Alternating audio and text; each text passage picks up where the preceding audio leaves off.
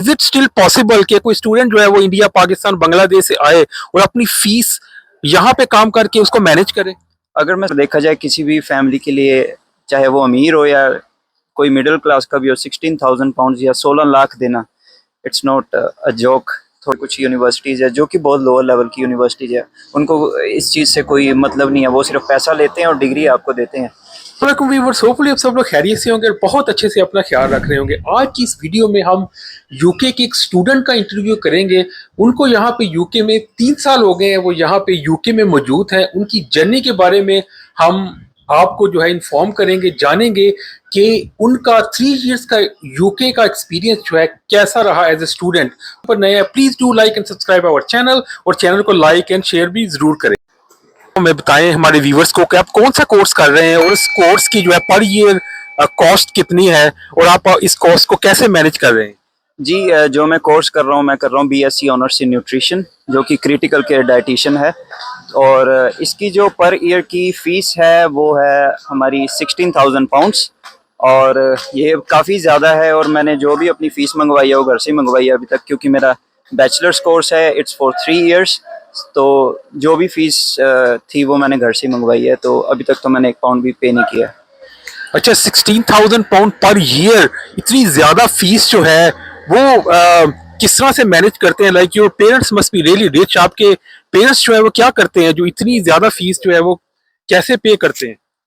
The thing is, as मेरे father का business है, बट अगर देखा जाए तो मैं इंडिया से हूँ, तो वहाँ पे अगर 16,000 पाउंड देखा जाए तो लगभग लगभग नहीं, अगर हम देखा जाए तो एग्जैक्टली 16 लाख रुपीज़ बनते हैं।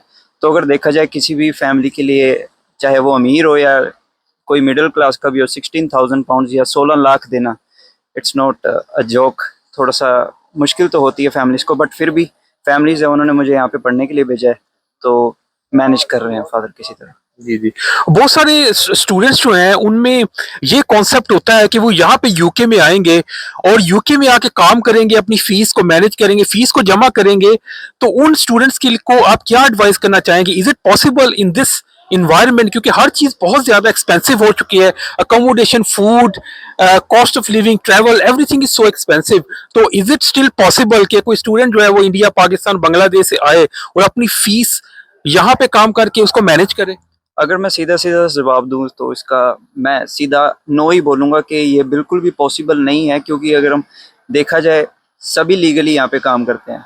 मैं इलीगल की बिल्कुल बात नहीं करूँगा, लीगली जैसे काम करते हैं तो it's not possible, because 20 hours हमें गवर्नमेंट की तरफ से यहाँ पे अलाउड है। तो 20 आवर्स में तो इजीली कितना ही बना लोगे आप, यू कैन नॉट वर्क। अगर आप फुल टाइम भी यहाँ पे कर रहे हो तो आपके टैक्सी 40% तो चल ही जाता है। बाकी भी वो डिपेंड करता है कि कैसे कैसे, बट टैक्सीज भी हाई हैं यहाँ पे। और एज अ स्टूडेंट तो यहाँ पे आप नहीं अर्न कर सकते इतना। तो सीधा सा मेरा जवाब तो यही है, मेरा आंसर सिर्फ नो है कि आप नहीं कर सकते, बहुत ही ज़्यादा मुश्किल है।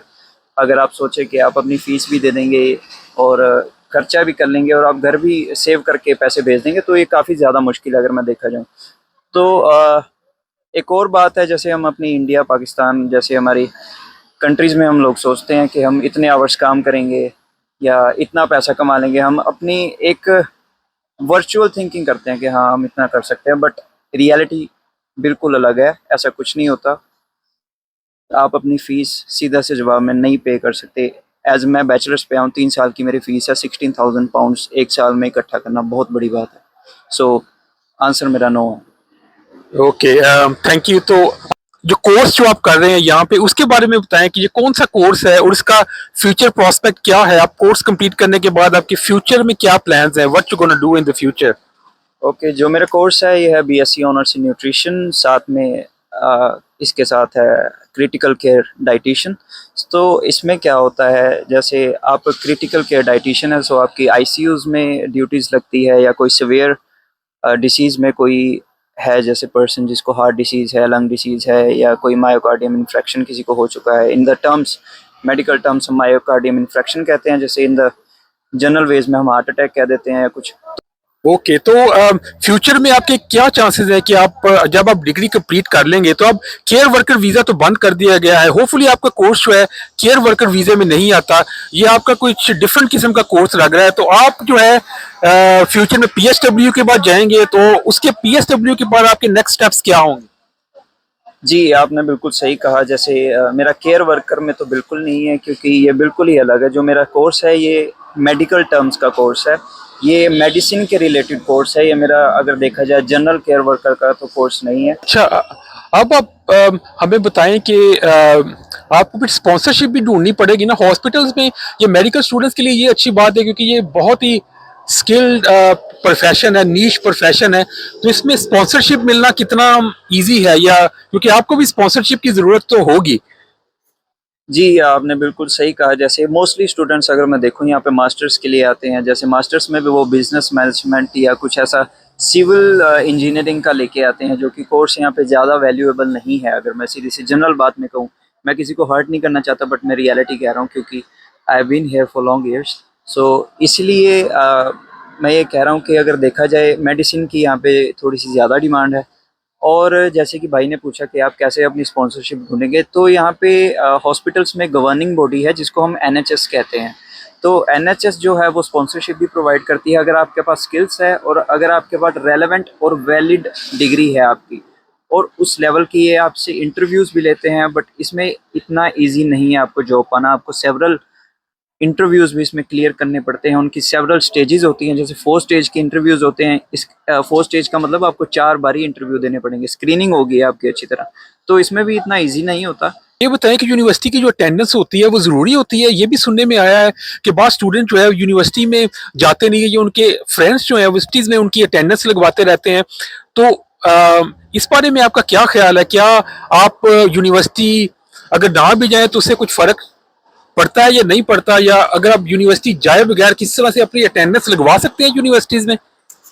जी, ये मोस्टली स्टूडेंट्स की जैसे क्वेश्चन होता है कि हम अपनी यूनिवर्सिटी नहीं जा रहे, हम अपना आईडी कार्ड किसी को दे देते हैं। जैसे यहाँ पे मोस्टली जो यूनिवर्सिटीज़ जो लोअर लेवल की, जो भी मैं इसमें बातें कर रहा हूँ, मैं बिल्कुल क्लियरली बातें कर रहा हूँ।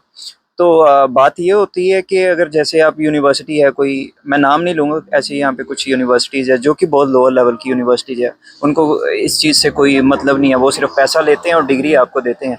तो ऐसे भी यहाँ पे यूनिवर्सिटीज़ है कई, बट अ, उस यूनिवर्सिटी का कोई फ़ायदा नहीं है। अगर हम देखें तो उस यूनिवर्सिटी की रेपुटेशन नहीं है, इस कंट्री में भी उस यूनिवर्सिटी की रेपुटेशन नहीं है।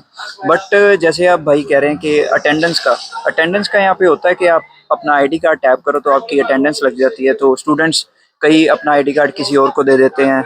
तो वो कई बार ऐसे होता है, अगर आपकी अटेंडेंस कम होगी तो आपको पीएसडब्ल्यू नहीं मिलेगा, और जैसे आपको पीएसडब्ल्यू नहीं मिला तो वो मतलब कि फिर आपके लिए फ्यूचर में प्रॉब्लम्स है। जैसे मेरी यूनिवर्सिटी है, उसमें आपको ओटीपी मिलता है, means you have to be present there. तो ये सबसे बड़ी एडवांटेज है, क्योंकि मेरी यूनिवर्सिटी एक रेपुटेड यूनिवर्सिटी है और इसमें बहुत ही अच्छी यूनिवर्सिटी है। तो इसलिए उसमें ओटीपीज वगैरह होते हैं, तो उसमें अटेंडेंस वैलिडेशन बहुत ही ज़्यादा ज़रूरी है। अगर देखा जाए तो इन मेडिसिन 75% अटेंडेंस आपको पर वीक की चाहिए। जैक भाई, आपने बहुत ही यूजफुल इंफॉर्मेशन हमारे व्यूवर्स को दी है। तो ये जो है लोअर क्लास यूनिवर्सिटीज में ये मैनेज करना थोड़ा सा इजी होता है, मगर अगर पकड़े जाए तो फिर आपको पीएसडब्ल्यू मिलना बहुत मुश्किल हो जाता है।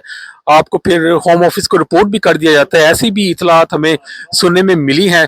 तो ये थी आज की हमारी वीडियो, जिसमें हमने जैक भाई से ये पूछा, इनसे मालूम किया कि यूके में इस वक्त करंट सिचुएशन क्या है, यूके में इनका 3 इयर्स का स्टडीज का जो एक्सपीरियंस है वो कैसा रहा, और अब इनके फ्यूचर में क्या प्लान्स हैं। तो होपफुली आपको हमारी वीडियो अच्छी लगी होगी। जो जो व्यूवर्स हमारे चैनल के ऊपर नए हैं, please do like and subscribe our channel. तो thank you very much Jack भाई। आपने फाइनल वर्ड्स कुछ, आपने अगर आपने हमारे व्यूवर्स को कुछ लास्ट यूजफुल टिप्स देनी हो एज ए स्टूडेंट, तो क्या आप टिप्स देंगे? एज अ स्टूडेंट मैं यही कहना चाहूँगा, यहाँ पे प्लीज़ आओ, लीगली रहो, लीगली काम करो, तो फ्यूचर में बहुत ही ज़्यादा बेटर होगा आपके लिए। अगर आप यहाँ के लॉज वगैरह तोड़ोगे तो ये कंट्री आपको नहीं बख्शने वाली। That's all.